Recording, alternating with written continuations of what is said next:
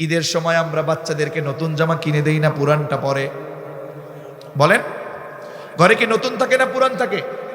এই বলেন, নতুন না পুরান? হ্যাঁ, নতুন জামা কেনার জন্য আমরা ঈদের সময় খুব ব্যস্ত। হযরত ওমর রাদিয়াল্লাহু তাআলা আনহুর স্ত্রী তাকে ডেকে বললেন, ওগো আমিরুল মুমিনিন, ওগো খলিফাতুল মুসলিমিন, আপনার কাছে একটা কথা। এই অত্র অঞ্চলে ঈদের জন্য এমন কোনো বাড়ি নাই নতুন জামা কিনে নাই। আপনি আমিরুল মুমিনিন, খলিফাতুল মুসলিমিন, এখনো পর্যন্ত তো আপনি আপনার ঘরের জন্য ঈদের জামা কিনতে পারেন নাই। হযরত ওমর বুঝালেন, শোনো আমার স্ত্রী, আমার কাছে তো টাকা নাই, অথচ আমিরুল মুমিনিন, ঠিক কি না? স্ত্রীকে ডেকে বললেন, ওগো প্রাণের স্ত্রী,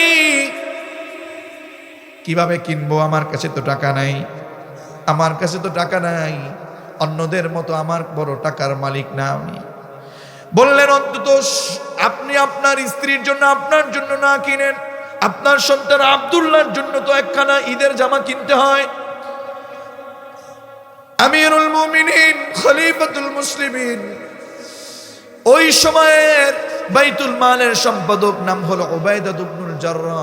বাইতুল মালের দায়িত্ব যার কাছে, উবাইদা ইবনুল জাররাহর কাছে চিঠি লিখলেন।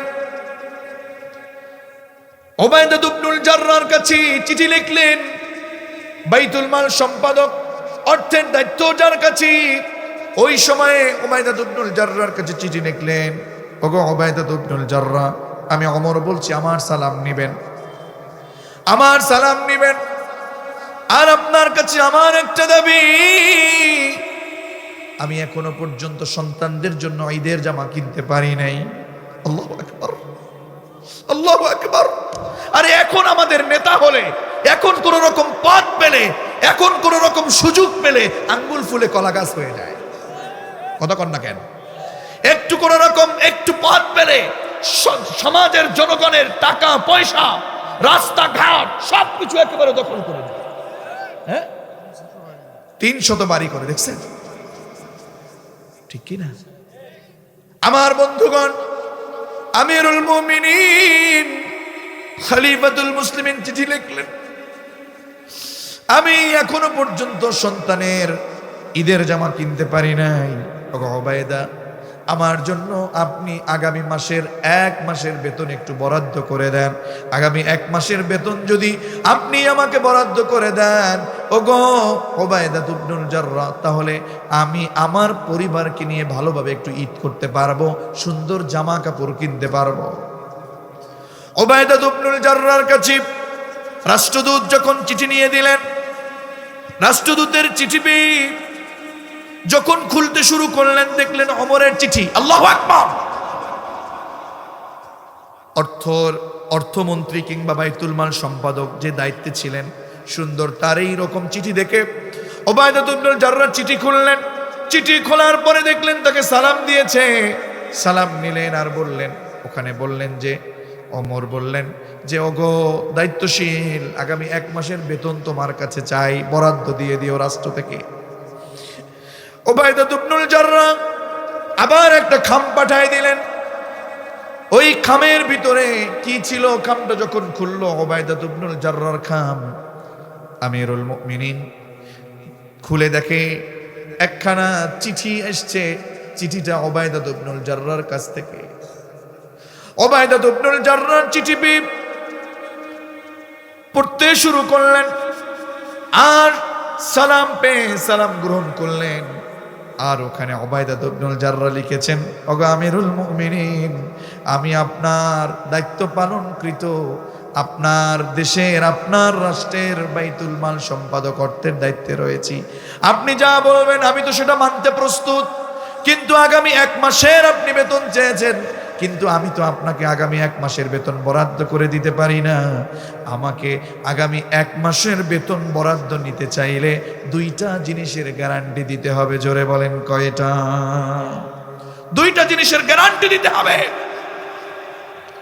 উবাইদা ইবনুল জাররাহ চিঠি পড়তে পড়তে সামনে আগালেন, কয়টা গ্যারান্টি দিতে বলেছে?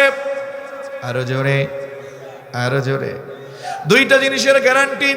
1 নাম্বার হলো ও গো আমিরুল মুমিনিন, আগামী 1 মাস আপনি বেঁচে থাকবেন, আগামী 1 মাস আপনি হায়াত পাবেন, আগামী 1 মাস আপনি সুস্থ থেকে আপনি এই দেশ চালাবেন, আপনি রাষ্ট্র চালাবেন।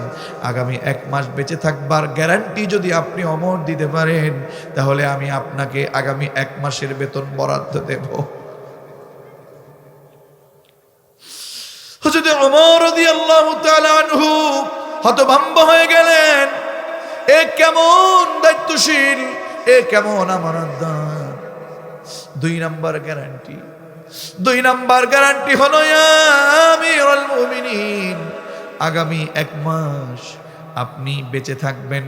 এটার গ্যারান্টি যদিও দেন, একটু গ্যারান্টি দিতে হবে আগামী 1 মাস আপনাকে এই রাষ্ট্রের জনগণ আপনাকে আমিরুল মুমিনিন মানবে। এর গ্যারান্টি যদি আপনি অমর দিতে পারেন, তাহলে আমি আপনাকে আগামী 1 মাসের বেতন বরাদ্দ দিব।